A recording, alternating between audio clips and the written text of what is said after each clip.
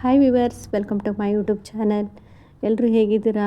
ತುಂಬ ದಿನಗಳಾಗೋಯಿತು ವ್ಲಾಗನ್ನು ಹಾಕೋಕ್ಕಾಗದೆ. ಯಾಕೆ ಅಂದರೆ ನಮ್ಮ ಅತ್ತೆಗೆ ಕೂಡ ಹುಷಾರಿರಲಿಲ್ಲ. ಹಾಗೆ ಇವಾಗ ಮಕ್ಕಳಿಗೆಲ್ಲ ಎಕ್ಸಾಮ್ ಸ್ಟಾರ್ಟ್ ಆಗಿದೆ. ಓದ್ಕೊಡೋದು, ಮನೇಲಿ ಕೆಲಸ ಆಗಿ ಇದೇ ಥರ ಆಗೋಯಿತು. ಹಾಗಾಗಿ ಎಡಿಟಿಂಗ್ ವ್ಲಾಗನ್ನು ಮಾಡಿಕೊಂಡಿದ್ದೀನಿ. ಅಂದರೆ ಎಡಿಟಿಂಗು ಆಗಿತ್ತು, ವಾಯ್ಸ್ ಓವರ್ ಕೊಡೋದಿತ್ತು. ಹಾಗೆಯೇ ನಾನು ಡೈಲಿ ವ್ಲಾಗಲ್ಲಿ ಏನು ಬರೀ ಅದು ಇದು ಕೆಲಸ ಮಾಡೋದು ತೋರಿಸ್ಕೊಡ್ಲಿ ಬೇಡ ಅಂತೇಳ್ಬಿಟ್ಟು ನಾನು ವಾರದಲ್ಲಿ 3 ವಿಡಿಯೋ ಹಾಕ್ತಾಯಿದ್ದೆ. ಅದಕ್ಕೆ ನನಗೇನು ಅನ್ನಿಸ್ತು, ಬೇಡ ವಾರದಲ್ಲಿ 2 ಅಥವಾ 1 ವ್ಲಾಗನ್ನು ಹಾಕೋಣ, ಇನ್ನು ಬೇರೆ ದಿನದಲ್ಲೆಲ್ಲ ಕುಕ್ಕಿಂಗ್ ವಿಡಿಯೋ ಹಾಕೋಣ ಅಂತ ಅಂದ್ಕೊಂಡೆ. ಏನಾದರೂ ಈ ಥರ ಹಬ್ಬದ್ದು ಅಥವಾ ನಾನು ಯಾವ್ದಾದ್ರು ಊರಿಗೆ ಹೋಗಿರೋದು, ಈ ಥರ ಹೊರಗಡೆ ಹೋಗಿರೋದು ಸ್ವಲ್ಪ ಏನಾದ್ರು ಕ್ಲಿಪ್ಪಿಂಗ್ ಇದ್ದರೆ ಅದನ್ನು ಹಾಕ್ಬಿಡೋಣ ಅಂತ ಹೇಳ್ಬಿಟ್ಟು, ಹಾಗಾಗಿ ವಿಡಿಯೋ ಎಡಿಟಿಂಗ್ ಜಾಸ್ತಿ ವಿಡಿಯೋ ಎಲ್ಲ ಮಾಡ್ಕೊಳಕ್ಕೆ ಹೋಗಲಿಲ್ಲ ನಾನು. ಯಾಕೆಂದರೆ ಅದು ಹೇಳಿದ್ನಲ್ಲ, ಎಕ್ಸಾಮ್ ಎಲ್ಲ ಸ್ಟಾರ್ಟ್ ಆಗಿದೆ ಅಂತ. ಆದಷ್ಟು ಇವಾಗ ಸ್ವಲ್ಪ ನಮ್ಮದು ದೊಡ್ಡ ಮಗಂದೆಲ್ಲ ಎಕ್ಸಾಮ್ ಮುಗ್ದಿದೆ, ಚಿಕ್ಕವನದಿನ್ನೂ ನಡೀತಾ ಇದೆ. ಅವನದೆಲ್ಲ ಮುಗಿದ್ಮೇಲೆ ಸ್ವಲ್ಪ ರಜೆ ಇರುತ್ತಲ್ವ, ಆ ಟೈಮಲ್ಲೆಲ್ಲ ಸ್ವಲ್ಪ ಪರವಾಗಿಲ್ಲ ವಿಡಿಯೋ ಎಲ್ಲ ಮಾಡ್ಕೊಬೋದು. ಹಾಗಾಗಿ ಸ್ವಲ್ಪ ಮಕ್ಕಳಿಗೆ ಓದಿಸ್ಕೊಡೋದು ಕೆಲಸ ಇದೆ ಅಂತ ಹೇಳ್ಬಿಟ್ಟು, ಹಾಗೆ ನಮ್ಮ ಅತ್ತೆಗೂ ಕೂಡ ಹುಷಾರಿಲ್ಲ ಅಂತ ಹೇಳಿದ್ನಲ್ವ, ಹಾಗಾಗಿ ಡೈಲಿ ವ್ಲಾಗೆಲ್ಲ ಹಾಕೋಕ್ಕಾಗಲಿಲ್ಲ. ಹಾಗೆ ಇದು ಹಬ್ಬದ್ದು ಹಿಂದಿನ ದಿನ ಆಚೆ ದಿನ ಅನಿಸುತ್ತೆ, ನಾವು ಅವಾಗೆಲ್ಲ ಹೋಮ ಎಲ್ಲ ಇಡ್ಕೊಂಡಿದ್ವಿ. ಹೋಮ ಮಾಡಿಸ್ಕೊಳ್ಳೋದು, ಪೂಜೆ ಮಾಡಿಸ್ಕೊಳ್ಳೋದೆಲ್ಲ ತುಂಬ ಕೆಲಸ ಇತ್ತು. ನನಗೆ ಅದೆಲ್ಲ ವೀಡಿಯೋ ಎಲ್ಲ ಮಾಡೋಕ್ಕೋಗಿಲ್ಲ. ಪೂಜೆದೆಲ್ಲ ಇರುತ್ತೆ. ಈಗ 2-3 ತಿಂಗಳಿಂದ ಸುಮಾರು ಪೂಜೆ ಅದು ಇದೆಲ್ಲ ಮಾಡಿಸಿದ್ವಿ. ನಾನು ಅದೆಲ್ಲ ವೀಡಿಯೋ ಮಾಡಿ ಕ್ಲಿಪ್ಪಿಂಗ್ ಹಾಕೋಕ್ಕೋಗಿಲ್ಲ. ಹಾಗಾಗಿ ತುಂಬ ಕೆಲಸ ಇರುತ್ತೆ. ಏನಾದರೂ ತೆಗಿಯೋದು, ಪಾತ್ರೆಗಳು, ಪೂಜೆ ಎಲ್ಲ ತೆಗ್ದಿದ್ದು ಸಾಮಾನುಗಳು ಅದೆಲ್ಲ ಎತ್ತಿಡೋದು, ಮತ್ತು ತೊಳೆದಿಡೋದು, ಮತ್ತು ತೆಗೆಯೋದು, ಬರೀ ಇದೇ ಥರ ಆಗಿಬಿಟ್ಟಿದೆ. ಹಾಗಾಗಿ ನನಗೆ ತುಂಬ ಬ್ಯುಸಿಯಾಗಿದ್ದೀನಿ. ಒಂದು 3 ತಿಂಗಳಿಂದ ನಮ್ಮ ಮಾವ ತೀರ್ಕೊಂಡಾಗಲಿಂದ ಸಖತ್ ಬ್ಯುಸಿಯಾಗಿದ್ದೀನಿ. ಹಾಗೆ ನಮಗೂ ಕೂಡ ಹುಷಾರಿರಲಿಲ್ಲ. ಹಾಗಾಗಿ ವಿಡಿಯೋ ಎಲ್ಲ ಮಾಡಿಡ್ಕೊಳಕ್ಕಾಗಲಿಲ್ಲ. ನೋಡ್ಬೋದು, ಇಲ್ಲಿ ಪೂಜೆ ಸಾಮಾನೆಲ್ಲ ಹಾಗೆ ಎತ್ತಿಟ್ಟಿದ್ದೀನಿ. ಸ್ವಲ್ಪ ಕೆಲವು ತೊಳೆದಿಟ್ಟಿದ್ದೀನಿ. ತುಂಬ ಪಾತ್ರೆಗಳೆಲ್ಲ ತೆಗೆದಿಟ್ಕೊಂಡಿರ್ತೀವಲ್ವ, ಹಾಗಾಗಿ ಅಷ್ಟನ್ನು ಒಂದೇ ದಿನದಲ್ಲಿ ಎತ್ತಿಡೋದು ತೆಗೆದಿಡೋದೆಲ್ಲ ಆಗಲಿಲ್ಲ. ನೋಡ್ಬೋದು, ಎಷ್ಟಾಗುತ್ತೆ ಅಷ್ಟೆಲ್ಲ ಕ್ಲೀನ್ ಮಾಡಿಕೊಂಡು ಇಟ್ಕೊಂಡಿದ್ದೆ. ನೈಟೆಲ್ಲ ಸ್ವಲ್ಪ ಕ್ಲೀನ್ ಮಾಡಿದ್ದೆ. ಬೆಳಗ್ಗೆನೂ ಸ್ವಲ್ಪ ಎಷ್ಟೊಂದು ಮಿಕ್ಕಿದೆ ಕ್ಲೀನ್ ಮಾಡೋದು. ದೊಡ್ಡ ಪ್ಲೇಟೆಲ್ಲ ತೊಳೆದು ಎತ್ತಿಟ್ಬಿಟ್ಟಿದ್ದೆ ನಾನು. ಹಾಗೆ ಇನ್ನು ದೀಪಗಳದೆಲ್ಲ ಹಾಗೆ ಇತ್ತು, ತೊಳೆದಿರಲಿಲ್ಲ. ಈ ವಿಡಿಯೋ ಬಂದುಬಿಟ್ಟು ಹಬ್ಬದಿಂದ ಹಿಂದಿನ ದಿನದ್ದು, ಅಂದರೆ ಅಮಾವಾಸ್ಯೆ ಇತ್ತು ಅನಿಸುತ್ತೆ ಅವತ್ತು. ಅಮಾವಾಸ್ಯೆ ದಿನ ನೀರು ತುಂಬ ಹಬ್ಬ ಇತ್ತಲ್ವ, ಅವತ್ತಿಂದು ವಿಡಿಯೋ ಇದು. ನಾನು ಎಲ್ಲ ಫುಲ್ಲು ಕೆಲಸ ಮುಗಿಸ್ಕೊಂಡು ಪೂಜೆ ಮಾಡೋ ಅಷ್ಟೊತ್ತಿಗೆ ನನಗೆ ಟೈಮ್ ಬಂದುಬಿಟ್ಟು 2 ಗಂಟೆ ಆಗಿದೆ ಅನಿಸುತ್ತೆ. ಏನು ಮಾಡೋದು, ನನಗೆ ಮತ್ತೆ ಸಂಜೆ ಮಾಡ್ತೀನಿ ಅಂದರೆ ಆಗಲ್ಲ. ಸಂಜೆ ಬೇರೆ ಕೆಲಸ ಇರ್ತೀವಿ, ಮಕ್ಕಳಿಗೆ ಓದಿಸ್ಕೊಡೋದು ಅದು ಇದು. ತೀರಾ ಸಂಜೆ ಪೂಜೆ ಮಾಡಬೇಕಂದ್ರೆ 6 ಗಂಟೆ ಮೇಲಾಗುತ್ತೆ. ಇಲ್ಲ ಮಧ್ಯಾಹ್ನ ಮಾಡಬೇಕು ಅಂದರೆ ತೀರಾ ಈ ಕಡೆ ಬಿಟ್ಟರೂ ಮಾಡೋಕ್ಕಾಗಲ್ಲ. ಇಲ್ಲ ಮಾಡಿ ಮುಗಿಸ್ಬಿಡ್ಬೇಕು, ಯಾವಾಗ ಆಗುತ್ತೆ ಅವಾಗ ಮುಗಿಸ್ಬಿಟ್ಟು ಇನ್ನೇನು 3 ಗಂಟೆ ಅಷ್ಟೊತ್ತಿಗೆಲ್ಲ ಕಡಲೆ ಹಿಟ್ಟೆಲ್ಲ ಮಾಡೋಣ ಅಂತ ರೆಡಿ ಮಾಡ್ಕೊತಿದ್ದೆ. ಅಷ್ಟರಲ್ಲಿ ಮಳೆ ಸ್ಟಾರ್ಟ್ ಆಯಿತು. ನಾನು ಏನು ಅಂದ್ಕೊಂಡೆ, ಸ್ವಲ್ಪ ಬರುತ್ತೆ ಮಳೆ ಅಂತ ಅಂದ್ಕೊಂಡು ನಿಂತ್ಕೊಂಡೆ. ಒಂದೊಂದೇ ಆಲಿಕಲ್ಲು ಬೀಳ್ತಾಯಿತ್ತು. ನಾನು ಒಂದೊಂದೇ ಆಲಿಕಲ್ಲು ಬೀಳ್ತಿದೆಯಲ್ಲ, ವಿಡಿಯೋ ಮಾಡೋಣ ಅಂತೇಳಿ ನಿಂತ್ಕೊಂಡು ನೋಡಿದ್ರೆ ಒಂದಾದ್ಮೇಲೆ ಒಂದು ಬೀಳ್ತಾನೇ ಇತ್ತು. ಆಮೇಲೆ ಸಖತ್ತು ಗಾಳಿ ಬಂದುಬಿಡ್ತು. ಅಷ್ಟು ಜೋರಾಗಿ ಅಂದರೆ ನಿಲ್ಲಕ್ಕೆ ಆಗ್ತಾಯಿರಲಿಲ್ಲ. ನಾನು ಅದರಲ್ಲೇ ಸ್ವಲ್ಪ ವೀಡಿಯೋ ತಗೊಂಡೆ. ನೋಡಿದ್ರೆ ಎಷ್ಟು ಖುಷಿ ಆಗ್ತಾಯಿತ್ತು. ನನ್ನ ದೊಡ್ಡ ಮಗ ಇರಲಿಲ್ಲ, ಅವನು ಫ್ರೆಂಡ್ ಮನೆಗೆ ಅಂತ ಹೋಗ್ಬಿಟ್ಟಿದ್ದ ಆ ಕಡೆ. ನಾನು ಚಿಕ್ಕವನು ಸ್ಕೂಲಲ್ಲಿದ್ದ. ನಾನೊಬ್ಬಳೇ ಮನೆಯಲ್ಲಿದ್ದಿದ್ದು. ಅಂದರೆ ನಮ್ಮ ಅತ್ತೆಯವರೆಲ್ಲಿದ್ದರು, ಅವರೆಲ್ಲ ಗೊತ್ತಲ್ಲ, ವಯಸ್ಸಾದವರು ಅಂದರೆ ಈ ಗುಡುಗು ಸಿಡ್ಲು ಮಳೆ ಬಂತು ಅಂದರೆ ನಮ್ಮ ಅತ್ತೆ ಅಂತೂ ಮೊದಲೇ ಹೆದರ್ಕೊಂಡ್ಬಿಡ್ತಾರೆ. ಸ್ಕ್ರೀನೆಲ್ಲ ಹಾಕ್ಸ್ಕೊಂಡು ಕೂತ್ಕೊಂಡ್ಬಿಡ್ತಾರೆ. ಈ ಮಿಂಚು ಗುಡುಗು ಸಿಡ್ಲು ಅಂದರೆ ಆಗಲ್ಲ, ಭಯ ಪಡ್ಕೊಂಡಿರ್ತಾರೆ. ಇಲ್ಲ ಬಂದಲ್ಲಿ ಹಾಲಲ್ಲಿ ಕೂತ್ಕೊಂಡ್ಬಿಡ್ತಾರೆ. ನೋಡ್ಬೋದು ಎಷ್ಟು ಗಾಳಿ, ಗಿಡ ಮರ ಎಲ್ಲ ಹೆಂಗೆ ಅಲ್ಲಾಡ್ತಿದೆ. ಅಲ್ಲಿ ನೋಡ್ಬೋದು ಶೆಡ್ ಹತ್ರ ನೀರು ಬರ್ತಾಯಿಲ್ಲ, ಅದು ಎಷ್ಟು ಫೋರ್ಸಾಗಿ ಆ ಕಡೆ ಈ ಕಡೆ ಹೋಗ್ತಾಯಿದೆ ಅಂತ. ಈ ಗಾಳಿ ಜೋರಾಗಿ ಬಂದಿದ್ದು ನೋಡಿ ನನ್ನ ಕೈಲಂತೂ ನಿಲ್ಲಕ್ಕಾಗಲಿಲ್ಲ, ಒಳಗಡೆ ಹೋದೆ. ಆಮೇಲೆ ಮತ್ತೆ ಸ್ವಲ್ಪ ಕಡಿಮೆ ಆದಂಗೆ ಆಯಿತು. ಸ್ವಲ್ಪ ವೀಡಿಯೋ ಮಾಡ್ಕೊಂಡ್ಬಿಡೋಣ, ರೀಲ್ಸ್ ಥರ ಮಾಡೋಣ, ರೀಲ್ಸಿಗೆಲ್ಲ ಹಾಕ್ಬಿಡೋಣ ಇನ್ಸ್ಟಾಗೆ ಅಂತಂದು ಹೇಳ್ಬಿಟ್ಟು ವೀಡಿಯೋ ಮಾಡ್ಕೊಳಕ್ಕೆ ಅಂತ ಹೊರಗಡೆ ಬಂದೆ. ಆದರೂ ಆಗಲಿಲ್ಲ. ಸ್ವಲ್ಪ ತೆಕ್ಕೊಂಡು ಒಳಗಡೆ ಸೇರ್ಕೊಂಡ್ಬಿಟ್ಟೆ. ನೋಡ್ಬೋದು ಎಷ್ಟೊಂದು ಗಾಳಿ ಬಂದುಬಿಟ್ಟು ಈ ಪಕ್ಕದಲ್ಲೊಂದು ಮರ ಇದೆಯಲ್ಲ, ಆ ಮರದ್ದು ಎಲೆಗಳೆಲ್ಲ ಬಿದ್ದಿದೆ. ಇದು ಟೈಮ್ ಬಂದುಬಿಟ್ಟು 4:45 ಆಗಿದೆ. ಹಬ್ಬದ ದಿನದಿದ್ದು. ಬೆಳಗ್ಗೆ ಬೇಗನೆ ಎದ್ದಿದ್ವಿ, ಬೇಗ ಕೆಲಸ ಮಾಡ್ಕೊಂಡ್ಬಿಡೋಣ ಅಂತ ಹೇಳ್ಬಿಟ್ಟು. ಎಷ್ಟೊಂದು ಎಲೆಗಳಿದೆ ಅಂದರೆ ಅದೆಲ್ಲ ಏನು ಹೋಗಲ್ಲ. ಏನೋ ಒಂದು ಹೊರಗಡೆ ಕಸನೆಲ್ಲ ಗುಡಿಸ್ಬೇಕಲ್ವ ಅಂತ ಹೇಳ್ಬಿಟ್ಟು ಸ್ವಲ್ಪ ತೆಗೆದೆ. ನೋಡಿ ಇಲ್ಲಿ ಎಷ್ಟು ಬಿದ್ದಿದೆ ಅಂದರೆ ಈ ಮರದ ಎಲೆಗಳು ಮೇಲ್ಗಡೆ RCC ಮೇಲೆಲ್ಲ ಬಿದ್ದುಬಿಟ್ಟು ನೀರೆಲ್ಲ ಹಾಗೆ ಸ್ಟಾಕಿತ್ತು. ಮತ್ತು ಸಂಜೆ ಎಲ್ಲ ಗೂಡಿಸಿ ಒಳಗಡೆ ಬರೋ ಅಷ್ಟರಲ್ಲಿ 1 ಅವರ್ ಆಯಿತು. ನಾನು ಅದು ವೀಡಿಯೋ ಎಲ್ಲ ಮಾಡ್ಕೊಳ್ಬೇಕಂತ ತಲೆನೇ ಓಡಲಿಲ್ಲ, ಯಾಕೆಂದರೆ ಅಷ್ಟು ಟೆನ್ಷನ್ ಆಗಿಬಿಟ್ಟಿತ್ತು. ನೀರೆಲ್ಲ ನಿಂತು ಬಿಟ್ಟಿದ್ವಿ ಆ ಕಡೆ ಈ ಕಡೆ ಸೈಡಲ್ಲೆಲ್ಲ. ಈ ಮರದ್ದು ಎಲೆಗಳೆಲ್ಲ ಹೋಲಲ್ಲೆಲ್ಲ ಮುಚ್ಕೊಂಡು ಏನು ನೀರೋಗೋದು ಗ್ಯಾಪ್ ಇದೆ ಅದೆಲ್ಲ ಮುಚ್ಕೊಂಡ್ಬಿಟ್ಟು ನೀರೆಲ್ಲ ಸ್ಟಾಕ್ ಆಗಿಬಿಟ್ಟಿತ್ತು. ನಾವು ಅದನ್ನು ನೀರೆಲ್ಲ ಓಡಿಸೋ ಇದರಲ್ಲಿ ನಾವು ವೀಡಿಯೋ ಎಲ್ಲ ಮಾಡ್ಕೊಳಕ್ಕಾಗಲಿಲ್ಲ. ತುಂಬ ನೀರೆಲ್ಲ ಫುಲ್ RCC ಮೇಲೆಲ್ಲ ಸ್ವಿಮ್ಮಿಂಗ್ ಪೂಲ್ ಥರ ಆ ಥರ ಆಗಿಬಿಟ್ಟಿತ್ತು, ಅಷ್ಟು ನೀರು ನಿಂತಿತ್ತು. ಅದನ್ನೆಲ್ಲ ನಾವು ಆಮೇಲೆ ಒಣಗಿರೋದೆಲ್ಲ ಮಣ್ಣು ಸಿಮೆಂಟ್ ಎಲ್ಲ ಸ್ಟಾಕಾಗಿ ನಿಂತುಬಿಟ್ಟಿತ್ತು. ಅದನ್ನೆಲ್ಲ ಕಡ್ಡಿ ತಗೊಂಡು ಓಡಿಸ್ಬರೋಷ್ಟಕ್ಕೆ ರಾತ್ರಿ ಸಂಜೆ 1 ಅವರ್ ಆಯಿತು. ಇದೆಲ್ಲ ಹಾಗೆ ಬಿಟ್ಟು ಮಲ್ಕೊಂಡ್ಬಿಟ್ಟಿದ್ವಿ. ಬೆಳಗ್ಗೆ ನೋಡ್ಕೊಳ್ಳೋಣ ಅಂತ ಹೇಳ್ಬಿಟ್ಟು ಬೆಳಗ್ಗೆ ಎಷ್ಟಾಗುತ್ತೆ ಅಷ್ಟು ಸ್ವಲ್ಪ ದೊಡ್ಡದೆಲ್ಲ ತೆಗೆದ್ಬಿಟ್ಟಿವಿ. ಎಲೆ ಎಲ್ಲ ಚಿಕ್ಕ ಚಿಕ್ಕದೆಲ್ಲ ಹಾಗೆ ಇತ್ತು. ಅದಂತೂ ಹೋಗಲ್ಲ, ನಾವು ಅದನ್ನೆಲ್ಲ ಗುಡಿಸೋ ಅಷ್ಟೊತ್ತಿಗೆ ಸಾಕಾಗ್ಬಿಡುತ್ತೆ ಅಂತ ಹೇಳ್ಬಿಟ್ಟು ಸ್ವಲ್ಪ ನಾನು ನಮ್ಮ ಮನೆಯವ್ರು ಇಬ್ಬರು ಸೇರಿಕೊಂಡು ಪೊರ್ಕೆ ತಗೊಂಡು ಗೂಡಿಸಿದ್ವಿ. ನನಗೆ 4:45 5 ಗಂಟೆಗೆ ಎದ್ದು ಹೊರಗಡೆ ಒಬ್ಬಳೇ ನೀರು ಹಾಕ್ಬೇಕು ಅಂದ್ರೆ ಆಗಲ್ಲ. ಒಂದೊಂದು ಸರಿ ಬಂದರೆ ಹಾಗೆ ಹೂವೇನಾರು ಇದ್ದರೆ ಕಿತ್ಕೊಂಡು ಹೋಗ್ತಾಯಿದ್ದೆ. ಆಮೇಲೆ ಸ್ವಲ್ಪ ಒಂದು 5:45 6 ಗಂಟೆಗಾದರೆ ಸ್ವಲ್ಪ ನೀರು ಹಾಕ್ತೀನಿ. ಈ ಹಬ್ಬದ ಟೈಮಲ್ಲೆಲ್ಲ ಸ್ವಲ್ಪ ಬೇಗ ಏನಾರು ಇದ್ದಂದರೆ ನಮ್ಮ ಮನೆಯವ್ರಿಗೆ ಕರಿತೀನಿ, ಸ್ವಲ್ಪ ನೀರು ಹಾಕ್ಬಿಟ್ಟು ಹೋಗ್ಬಿಡ್ತಾರೆ. ಹಾಗಾಗಿ ಅವರು ಸ್ವಲ್ಪ ಹೆಲ್ಪ್ ಮಾಡಿದರು. ಇಬ್ಬರು ಸೇರಿಕೊಂಡು ಮುಂದುಗಡೆ ಎಲ್ಲ ಕ್ಲೀನ್ ಮಾಡಿ ಈ ಥರ ರಂಗೋಲಿ ಹಾಕಿದೆ. ರಂಗೋಲಿನೇ ತುಂಬ ದೊಡ್ಡದಾಗೆಲ್ಲ ಹಾಕೋಕೆ ಹೋಗಲಿಲ್ಲ. ಇತ್ತೀಚೆಗೇನೋ ಈ ಥರ ರಂಗೋಲಿ ಹಾಕೊಂಡ್ರೆ ತುಂಬ ಇಷ್ಟ ಆಗಿಬಿಟ್ಟಿದೆ. ಬೇಗನೂ ಆಗುತ್ತೆ, ಹಾಗೆ ಚೆನ್ನಾಗೂ ಕೂಡ ಇರುತ್ತೆ, ಟೈಮ್ ಉಳಿಯುತ್ತೆ. ಈ ಚುಕ್ಕಿ ರಂಗೋಲಿಯಲ್ಲಿ ಏನಾಗುತ್ತೆ ತುಂಬ ಟೈಮ್ ತೊಗೊಳುತ್ತೆ, ಮತ್ತು ಅದಕ್ಕೆಲ್ಲ ಕಲರಿಂಗ್ ಹಾಕೋಕ್ಕೆಲ್ಲ ಟೈಮ್ ಬೇಕು. ಏನಿಲ್ಲ ಅಂದರೂ 1 ಅವರ್ 1.5 ಅವರ್ ಅಂತೂ ಬೇಕೇ ಬೇಕು. ಹಾಗಾಗಿ ಈ ಥರ ರಂಗೋಲಿ ಹಾಕಿ ಚಿಕ್ಕದಾಗಿ ಸಂಜೆ ತನಕನೂ ಇರಬೇಕು ಅಂದ್ಕೊತೀನಿ. ಆದರೆ ಏನು ಮಾಡೋದು, ಈ ಮಕ್ಕಳೆಲ್ಲ ಆಟ ಸಾಮಾನೆಲ್ಲ ತೊಗೊಂಡು ಆಡ್ತಾ ಇರ್ತಾರೆ, ಅದ್ರ ಮೇಲೆ ಏನಾದ್ರು ಬಿದ್ದುಬಿಟ್ರೆ ಹಾಗೆ ಹೋಗುತ್ತೆ. ಇಲ್ಲಾಂದರೆ ಜೋರಾಗಿ ಗಾಳಿ ಬಂತಂದ್ರೆ ಆ ಕಡೆ ಈ ಕಡೆ ಆಗಿಬಿಡುತ್ತೆ. ನೋಡಿದಾಗ ಹಾಕಿದಾಗ ಸ್ಟಾರ್ಟಿಂಗ್ ಬೆಳಗ್ಗೆ ಟೈಮಲ್ಲಿ ಅಷ್ಟೇ ನೀಟಾಗಿ ಫ್ರೆಶ್ ಆಗಿರುತ್ತೆ. ಹಾಗೆ ನಮ್ಮ ಮನೆಯವ್ರಿಗೆಲ್ಲ ಬೇಗ ನೆಲ ಎಲ್ಲ ಕಸನೆಲ್ಲ ಹೊಡೆದು ನೆಲ ಎಲ್ಲ ಒರೆಸ್ಕೊಟ್ಟೆ. ನಮ್ಮ ಮನೆಯವರು ಬೆಳಗ್ಗೆ ಎದ್ಬಿಟ್ಟು ಬೇಗನೆ 6:30 6 7 ಗಂಟೆ ಒಳಗಡೆ ಪೂಜೆ ಎಲ್ಲ ಮುಗಿಸ್ಬಿಟ್ರು. ಅಮಾವಾಸ್ಯೆ ಬೇರೆ 7:15 6:45 ಮುಗಿಯೋದಿತ್ತು. ಅಷ್ಟರಲ್ಲಿ ಪೂಜೆ ಮಾಡಿಬಿಟ್ರು. ನಾನು ಅಷ್ಟು ಬೇಗ ಎದ್ದಿದ್ದರಿಂದ ಎಲ್ಲ ಇಷ್ಟು ಕೆಲಸ ಆಯಿತು. ನಾನು ಬೇಳೆ ಬೇಗ ಇಟ್ಕೊಂಡು ಹಿಟ್ಟು ಕಲಸಿ ಇಟ್ಬಿಟ್ಟಿದ್ದೆ. ಇಲ್ಲಿ ಪೂಜೆ ಮಾಡಿದರು ನಮ್ಮ ಮನೆಯವರು. ನನಗೊಂದು ಸ್ವಲ್ಪ ಪೂಜೆ ಎಲ್ಲ ಮಾಡಿಬಿಟ್ರೆ ಸ್ವಲ್ಪ ಹಬ್ಬದ ದಿನ ಬೇಗ ಆರಾಮಾಗುತ್ತೆ. ಇವ್ರು ಈ ಥರ ಪೂಜೆ ಮಾಡ್ತಾರೆ. ನಾನು ಬಂದುಬಿಟ್ಟು ನೆಕ್ಸ್ಟು ಮತ್ತೆ ರಂಗೋಲಿ ಹಾಕೊಂಡು ಪೂಜೆ ಮಾಡ್ತೀನಿ. ನನಗೆ ದೇವ್ರ ಮನೆ ಒಳಗಡೆ ರಂಗೋಲಿ ಹಾಕಿಲ್ಲ ಅಂದರೆ ಸಮಾಧಾನ ಆಗೋಲ್ಲ. ನೋಡ್ಬೋದು, ಇದಾಗಲೇ ಬೆಳಗ್ಗೆ 7 ಗಂಟೆ ಆಗಿದೆ ಪೂಜೆ ಮಾಡಿದ್ರೆ. ನಮ್ಮ ಮನೆಯವ್ರು ಹಾಗೆ ಹೊರಗಡೆ ಮೊಬೈಲ್ ತೊಗೊಂಡು ತೋರಿಸೋಣ ನಿಮಗೆ ಅಂತ. ಇಲ್ಲೆಲ್ಲ ಫುಲ್ಲು ಆಲಿಕಲ್ಲು ಬಿದ್ದುಬಿಟ್ಟಿತ್ತು. ಸುಮಾರು ಈ ಮರಗಳ ಪಕ್ಕಲೆಲ್ಲ ಆಲಿಕಲ್ಲು ಬಿದ್ದುಬಿಟ್ಟಿತ್ತು, ಅಷ್ಟೊಂದಿತ್ತು. ಅಂದರೆ ನಾನು ಮಳೆ ನಿಂತ ತಕ್ಷಣ ಎಲ್ಲಾದರೂ ಒಂದು ವೀಡಿಯೋ ಮಾಡ್ಕೊಳ್ಳೋಣ ಅಂದರೆ ಟೈಮ್ ಆಗಲಿಲ್ಲ. ಯಾಕೆಂದರೆ ನಾನು ಮಗನ ಕರ್ಕೊಂಬರೋಕ್ಕೆ ಹೋಗಬೇಕು, ತಕ್ಷಣ ಮಳೆ ಬಿಡುತ್ತಲ್ವ. 5 ಗಂಟೆ ನಿಲ್ತು ಮಳೆ. ಅಷ್ಟರಲ್ಲಿ ಸ್ಕೂಲ್ ಬೇರೆ ಬಿಡ್ತು ಅಂತೇಳಿ ಮಕ್ಕಳು ಕರ್ಕೊಂಬರೋಕ್ಕೆ ಹೋಗಿದ್ದೆ. ಅಲ್ಲಿಂದ ಬರೋಷ್ಟು ಎಲ್ಲ ಕರಗಿಬಿಟ್ಟಿತ್ತು. ಹಾಗೆ ನಾನು ಇವತ್ತು ಹಬ್ಬ ಅಂತ ಹೇಳ್ಬಿಟ್ಟು ಹಾಗೆ ಸ್ವಲ್ಪ ನಾರ್ಮಲಾಗಿ ಸೀರೆ ಉಟ್ಕೊಂಡಿದ್ದೆ. ಅಷ್ಟೆಲ್ಲ ಹೆಂಗೆ ಗ್ರ್ಯಾಂಡಾಗಿರೋ ಸೀರೆ ಉಟ್ಕೊಂಡಿಲ್ಲ. ಯಾಕೆಂದರೆ ನಾನು ಕೆಲಸ ಎಲ್ಲ ಮಾಡೋದು ಅಂತ ಹೇಳ್ಬಿಟ್ಟು ಇದೊಂದು ನಾರ್ಮಲಾಗಿ ಒಂದು ಕಾಟನ್ ಸೀರೆ ಹಾಕ್ಕೊಂಡಿದ್ದೆ.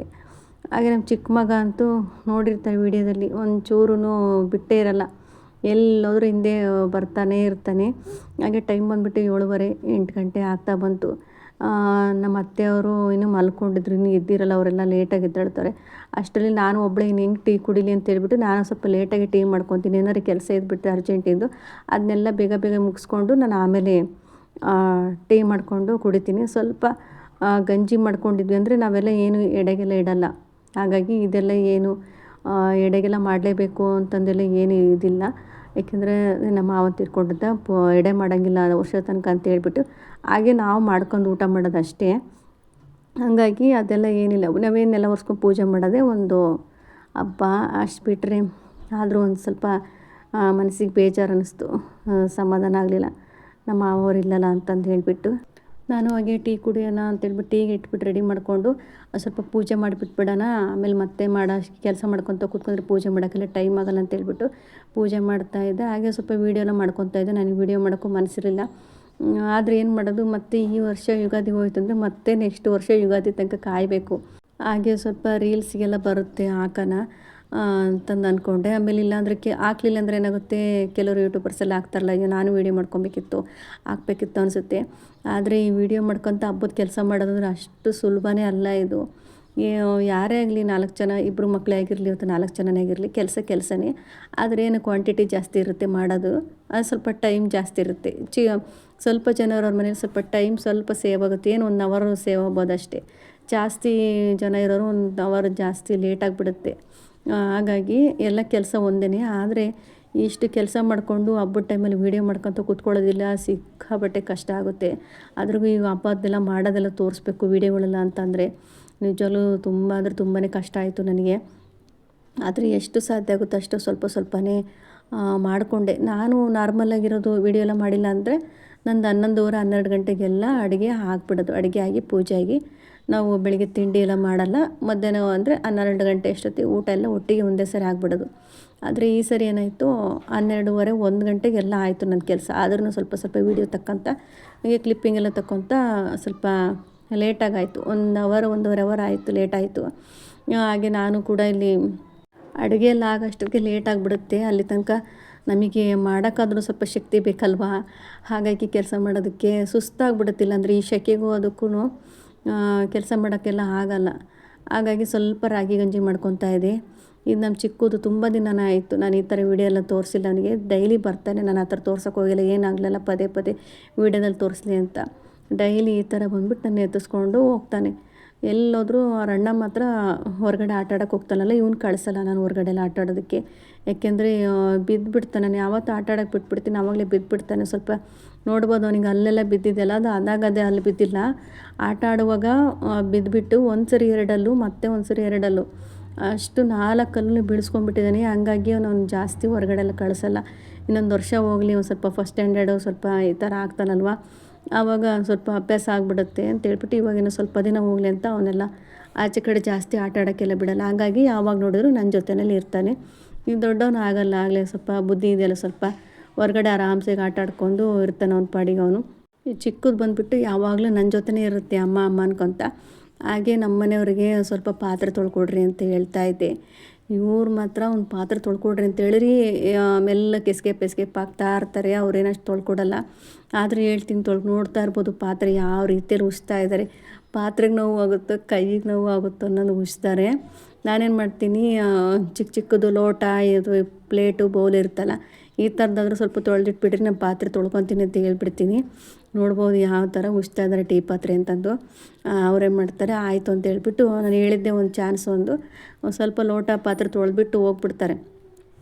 ಅದರಲ್ಲೂ ಸ್ವಲ್ಪ ಮಿಕ್ಕಿಸ್ತಾರೆ. ಮಿಕ್ಬಿಟ್ಟು ನಾನೇನಾದ್ರು ಆ ಕಡೆ ಈ ಕಡೆ ಒಂಚೂರು ಏನಾದ್ರು ಕೆಲಸ ಮಾಡ್ತಿದ್ರೆ ಆಗಲೇ ರೂಮಲ್ಲಿ ಎಸ್ಕೇಪ್ ಆಗಿಬಿಡ್ತಾರೆ. ಮೊಬೈಲ್ ನೋಡ್ಕೊತ ಕೂತ್ಕೊತಾರೆ, ಇಲ್ಲ ಟಿ ವಿ ಹಾಕೊಂಡು ಕೂತ್ಕೊಂಡ್ಬಿಡ್ತಾರೆ. ಏನೋ ಅಷ್ಟದು ತೊಳ್ಕೊಡ್ತಾರಲ್ಲ ಪರವಾಗಿಲ್ಲ, ಸ್ವಲ್ಪ ಸಿಂಕಲ್ಲಿ ತುಂಬಿರೋದಲ್ಲ ಏನೋ ಸ್ವಲ್ಪ ಕಮ್ಮಿ ಆಗಿಬಿಡುತ್ತೆ. ಬಿಡು ಹೋಗ್ಲಿ, ಎಷ್ಟೋ ತೊಳ್ಕೊಡ್ತಾರಲ್ಲ ಅಂತೀನಿ. ಮತ್ತೆ ಅಷ್ಟು ಹಾಕಿದ್ರೆ ಮತ್ತೆ ಕರ್ಕೊಂಬರ್ತೀನಿ. ಈ ಲೋಟ ಪ್ಲೇಟು ಸೌಟು ಈ ಥರದ್ದು ಮಾತ್ರ ಚಿಕ್ಕ ತೊಳ್ಕೊಡ್ತಾರೆ, ಡೈಲಿ ತೊಳ್ಕೊಡಲ್ಲ. ಈ ಥರ ಏನಾರು ಹಬ್ಬದಲ್ಲಿ ಮನೇಲಿ ಇರ್ತಾರಲ್ವ ಅವರು, ಹಾಗಾಗಿ ಸ್ವಲ್ಪ ತೊಳೆಯೋಕ್ಕೆ ಹೇಳ್ತೀನಿ, ಸ್ವಲ್ಪ ಹೆಲ್ಪ್ ಮಾಡಿ ತೊಳ್ಕೊಡ್ತಾರೆ. ಇವಾಗ ನೋಡ್ಬೋದು ಟೈಮು 11 ಗಂಟೆ ಆಗಿದೆ. ನಿನ್ನೆ ರಾತ್ರಿ ಮಳೆ ಬಂದಿದೆ ಅಂತ ಹೇಳ್ಬಿಟ್ಟು ಬಟ್ಟೆನೆಲ್ಲ ಒಳಗಡೆ ತಂದು ಹಾಕಿದ್ದೆ. ಬೆಡ್ಶೀಟ್ ಇದೆಲ್ಲ ತೊಳೆದಿದ್ದು ಅದನ್ನೆಲ್ಲ ಒಳಗಡೆ ತೊಗೊಳ್ಳೋನಾಗಲೇ ಒಣಗಿದೆ ಅಂತ ಹೇಳಿ ನೋಡ್ತಾ ಇದ್ದು. ಎಷ್ಟೊಂದು ಬಿದ್ದಿತ್ತು. ತೋರಿಸಿದ್ನಲ್ಲ ನಾನು ವೀಡಿಯೋದಲ್ಲಿ, ಆ ಮರದ ಎಲೆಗಳು ಸುಮಾರು. ಆ ಮರ ಸಖತ್ ಈ ಕಡೆಲ್ಲ ಕೊಂಬೆಗಳೆಲ್ಲ ಬಂದಿತ್ತು, ಅದನ್ನ ಕಡಿಸಿದ್ವಿ ನಾವು. ಮತ್ತು ದೊಡ್ಡದಾಗಿ ಚಿಗುರ್ಕೊಂಬಿಟ್ಟಿದೆ.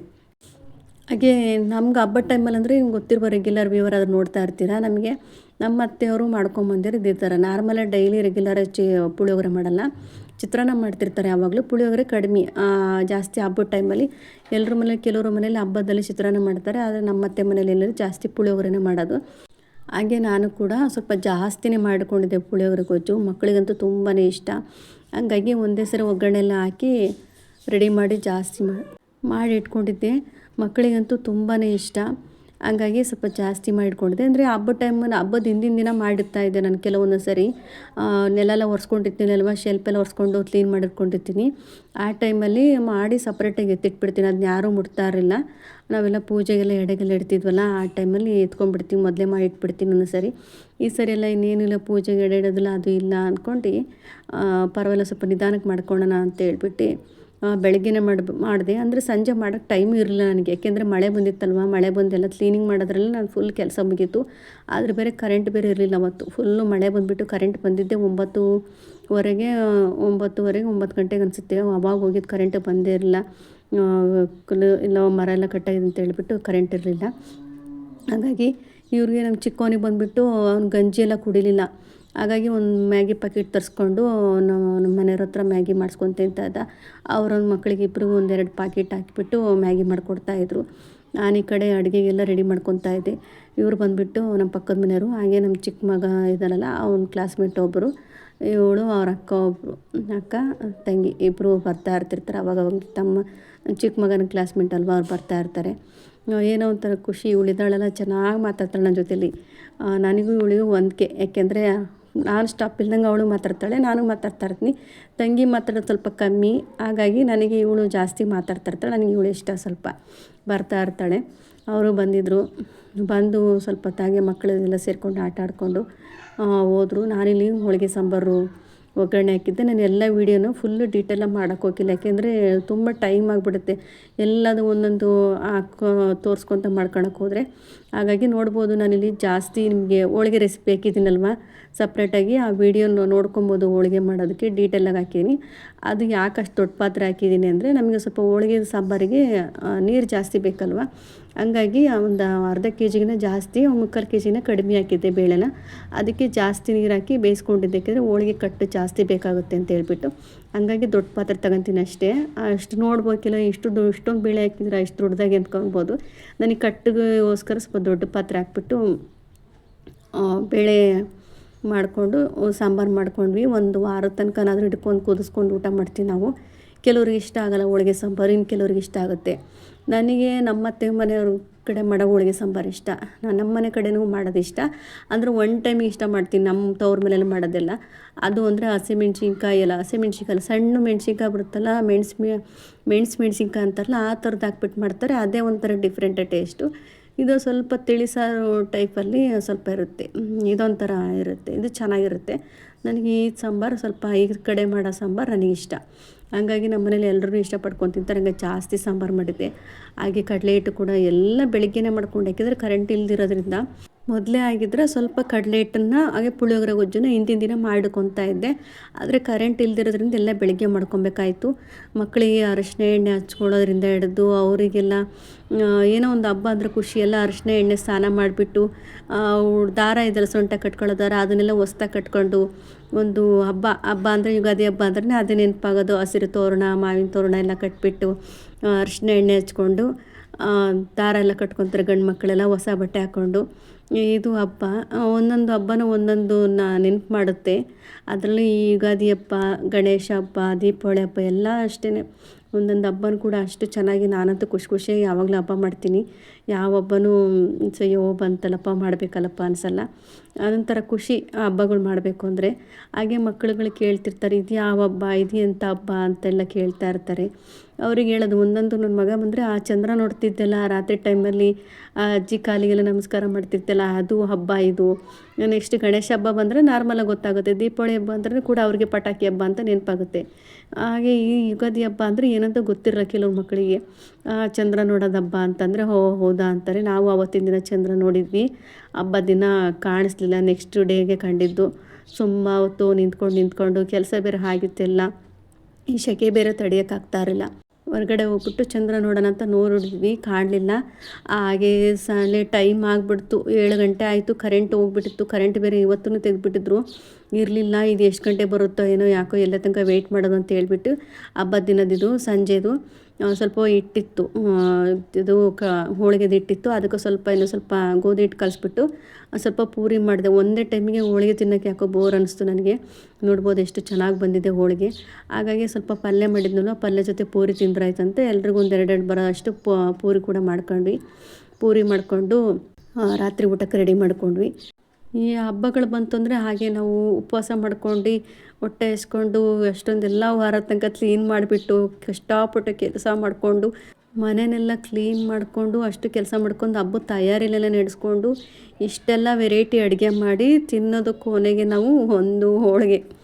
ಆಮೇಲೆ ಅನಿಸುತ್ತೆ, ಅಯ್ಯೋ ಒಂದೇ ಹೋಳಿಗೆನ ತಿನ್ನೋಕ್ಕಾಗ್ತಿರೋದು ನಮ್ಮ ಕೈಲಿ, ಇಷ್ಟೊಂದೆಲ್ಲ ಕಷ್ಟಪಟ್ಬಿಟ್ಟು ಅಡುಗೆ ಮಾಡಿ ಒಂದೇ ಒಂದು ಹೋಳಿಗೆ ತಿಂತೀವ, ಒಂದು ಹೋಳಿಗೆ ತಿನ್ನೋಕ್ಕೆ ಇಷ್ಟೆಲ್ಲ ಮಾಡಬೇಕಪ್ಪ ಅಂತ ಅನಿಸ್ಬಿಡ್ತೈತೆ ಒಂದೊಂದು ಟೈಮು.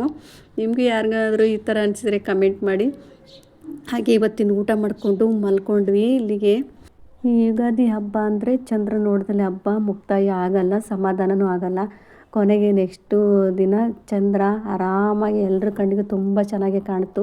ನಾವು ಚಂದ್ರ ದರ್ಶನ ಮಾಡಿಕೊಂಡು ಚಂದ್ರನಿಗೆ ಮನೇಲಿ ಪೂಜೆ ಮಾಡಿಬಿಟ್ಟು ಅತ್ತೆಗೆ ಕಾಲಿಗೆ ಎಲ್ರಿಗೂ ನಮಸ್ಕಾರ ಮಾಡಿ ನಾವು ದೇವ್ರ ದರ್ಶನ ಮಾಡೋಕ್ಕೆ ಅಂತ ಬಂದ್ವಿ. ಫಸ್ಟು ಆಂಜನೇಯ ದೇವಸ್ಥಾನಕ್ಕೆ ಹೋಗಿ ಅಲ್ಲಿಂದ ಗಣಪತಿ ದೇವಸ್ಥಾನಕ್ಕೆ ಬಂದ್ವಿ.